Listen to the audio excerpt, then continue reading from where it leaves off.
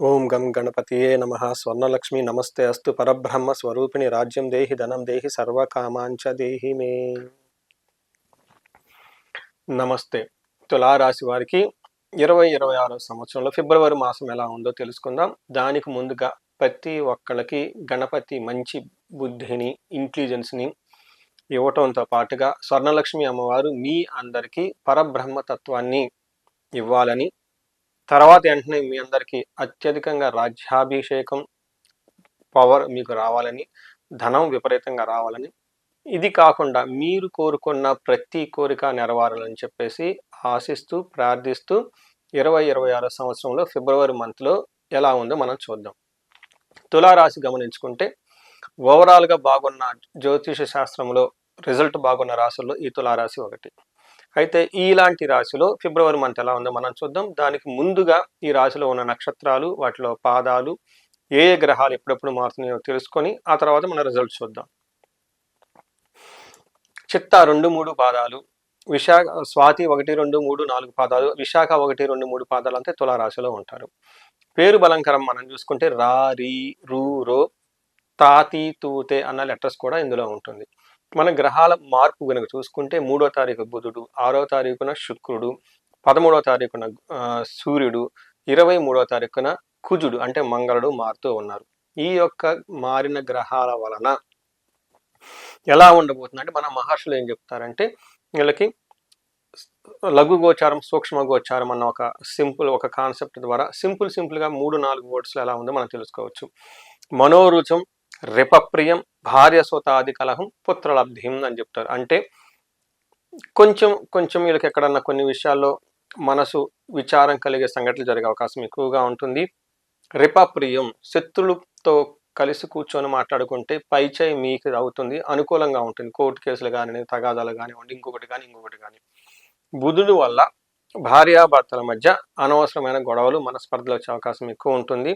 శుక్రుని వల్ల పుత్రలబ్ధిం, పుత్రులకి చాలా చక్కగా కలిసి వచ్చే అవకాశం ఎక్కువ ఉంటుంది. ఓవరాల్గా చూసుకుంటే వేద, విపరీత వేద, జ్యోతిష శాస్త్రంలో వివరించిన వేరే యొక్క కాన్సెప్ట్స్ వల్ల ఈ రాశి వాళ్ళకి చాలా బ్యాలెన్స్డ్గా ఉంటుంది. ఒక 60 to 70, 80% వరకు అనుకూలంగా ఉంటుంది. ఒక్క 20% మాత్రం ఛాలెంజింగ్గా ఉంటుంది. ఈ 20% ఛాలెంజెస్ కూడా మీరేమంటారు అధిగమించగలుగుతారు. You can overcome those difficulties అని మనం చెప్పుకోవచ్చు.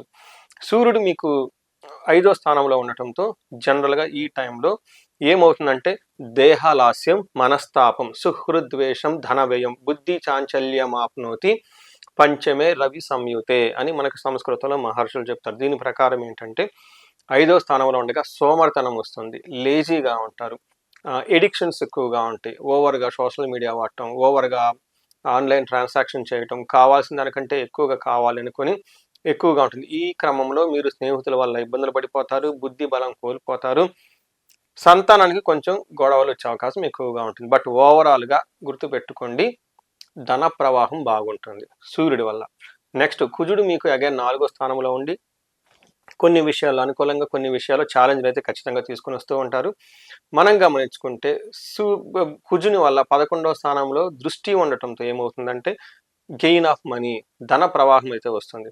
దీనితో పాటుగా 4వ ఇంట్లో కుజుడు ఉండటంతో భాగ్యహాని, క్రోరం, భయం, బంధువైరం, ధనక్షయం అంటే వచ్చే సంపదలు కోల్పోయే అవకాశం ఎక్కువగా ఉంటుంది. బంధువులతో గొడవలయ్యే అవకాశం ఎక్కువగా ఉంటుంది. క్రూర భయం, కొంచెం ఏమంటారు ఏదైనా చేసేద్దాం, ఎదుటి వాళ్ళని కొట్టి తిట్టైనా మనం సాధించుకుందాం అని ఒక మనస్తత్వం ఎక్కువగా ఉంటుందని మరి గమనించుకోవాలి. తర్వాత శుక్రుడు వీళ్ళకి 5వ స్థానంలో ఉండి విశేషమైన యోగ్యతని ఇస్తూ ఉన్నారు. 5వ స్థానంలో శుక్రుడు ఉండటం వల్ల ఇది మహాభాగ్య యోగం. ఇప్పటిదాకా సూర్యుడు కొంచెం ఇబ్బంది పెడుతున్నా, కుజుడు ఇబ్బంది పెడుతున్నా, ఈ బాధలన్నిటినీ ఓవర్కమ్ చేసి అధిగమించి మిమ్మల్ని నెక్స్ట్ లెవెల్లో పెట్టే గ్రహం ఎవరంటే శుక్రుడు అని చెప్పుకోవాలి. శుక్రుడు మీకు 5వ స్థానంలో ఉండటంతో అందంగా, బ్యూటిఫుల్గా, భార్యాభర్తల మధ్య అన్యోన్యంగా, ఒక పాష్గా, రిచ్గా, డిగ్నిటీగా, హుందాగా తనాన్ని మీకు తీసుకుని వచ్చేస్తూ ఉంటారు. మీకు మహాభాగ్య యోగం అని కూడా చెప్పుకోవచ్చు. దీని ప్రకారం చూస్తుంటే ఆలోచన చాలా బాగుంటుంది. మహర్షులు మనకి ఏం చెప్తారంటే దాసీభృత్య జనలాభ, నిత్య సంతోషం, మృష్టాన్న భోజనం, ధన ధాన్య అభిష్టార్థ సిద్ధి, పంచమస్తే భవేద్ భృగు అంటారు. అంటే ఈ మాసంలో మీకు ధనం బాగుంటుంది, ధాన్యం బాగుంటుంది, సంతోషంగా ఉంటారు. అభిష్టార్థ సిద్ధి అంటే మీకు ఇష్టమైన కార్యాలు ఈ టైంలో నెరవేరుతూ ఉంటుంది.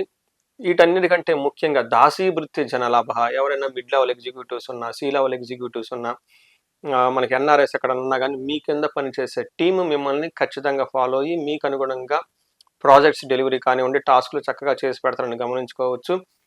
అయితే గెయిన్స్ త్రూ లేడీస్ అని కూడా చెప్తూ ఉంటారు. అంటే ఈ టైంలో జెంట్స్ అయితే లేడీస్ ద్వారా చక్కటి ఆదాయం ఉంటుంది. ఇన్ కేస్ లేడీస్ అయితే మీ ఇంట్లో కానివ్వండి, బయట ఉన్న మీరు సర్కిల్లో చక్కగా జెంట్స్ ఎవరైనా తెలుసుంటే వాళ్ళు మీకు మంచి సపోర్ట్ ఇచ్చి చక్కగా ఏదన్నా భేదాభిప్రాయాలు ఉన్నా అవన్నీ తొలగిపోయేసి ఒక మంచి వాతావరణం కలిగే అవకాశం ఎక్కువగా ఉంటుంది. వీటితో పాటు మన నక్షత్రాల ప్రకారం చూసుకుంటే చిత్త, స్వాతి, విశాఖ 3 నక్షత్రాలు ఇందులో ఉంటాయి. చిత్తా నక్షత్రం వాళ్ళకి, స్వాతి, విశాఖ నక్షత్రాలకు ఐశ్వర్యవంతంగా ఉంటుంది, జయప్రదంగా ఉంటుంది, ఏ పని చేసి వచ్చినా కలిసి వస్తుంది. వీటితో పాటు గొడవలయ్యే అవకాశం ఎక్కువగా ఉంటుంది, బంధించబడినట్లుండే పరిస్థితి ఉంటుంది. ఇక్కడ బంధించబడినట్లు ఉన్న పరిస్థితి ఉన్నప్పుడు బుధుని వల్ల మనం అందరం ఏం చేయాలంటే విష్ణువుకి సంబంధించిన దేవాలయాలు విజిట్ చేసుకోవడం చాలా ఇంపార్టెంట్. ఎవరైనా కనుక హైదరాబాద్లో ఉంటే మనకి పెంజర్ల అని కొత్తూరు దగ్గర, ఇది మనకి కర్నూలు వెళ్ళే రోడ్లు, బెంగళూరు వెళ్ళే రోడ్లు, హైదరాబాద్ నుంచి శంషాబాద్ దాటి ముందుకెళ్ళిపోతే ఒక 30 కిలోమీటర్స్ దూరంలో ఉంటుంది. ఇక్కడ అనంత పద్మనాభ స్వామి స్వయంభూగా కొలువై ఉన్నారు, శ్రీదేవి భూదేవి సమేత. నేను పర్సనల్గా వెళ్ళాను, నాతో పాటు షూట్ చేసే చాలామంది కెమెరామెన్స్ని వాళ్ళని తీసుకొని వెళ్ళాను. నా మాటలు విని వాళ్ళు ఇన్స్పైర్ అయ్యి వాళ్ళు పర్సనల్ ఎక్స్పీరియన్స్ నాకు చాలా మంది చెప్పుకొచ్చారు. చాలా బాగుంటుంది, అక్కడికి వెళ్ళి వచ్చిన తర్వాత మంచి గ్రోత్, అభివృద్ధి వాళ్ళకి కనిపించిందని చెప్తూ ఉంటారు. ఈ టైంలో ఈ రాశి వాళ్ళు అక్కడికి వెళ్ళి కొంచెం సేపు కూర్చొని మెడిటేషన్ చేయగలిగితే చక్కగా విశేషంగా లాభిస్తుందని గమనించుకోవాలి. పరిహారాలు కనుక వస్తే వీళ్ళకి బుద్ధి నాశనం, కార్యనాశనం అని చూపిస్తుంది. అంటే రాంగ్ డెసిషన్ తీసుకునే అవకాశం ఎక్కువగా ఉంటుంది. అనుకున్న పనుల్లో కొంచెం ఆటంకాలు ఎదురయ్యే అవకాశం కూడా ఎక్కువగా ఉంటుంది ఈ 3 నక్షత్రాల వాళ్ళకి. ఈ టైంలో వీళ్ళకి ఎక్కువగా గాయత్రి మంత్రం జపం చేసుకోవడం చాలా ఇంపార్టెంట్. సూర్యునికి సంబంధించిన సూర్య అష్టకం, సూర్య నమస్కారాలు చేయడం చాలా చాలా ఇంపార్టెంట్.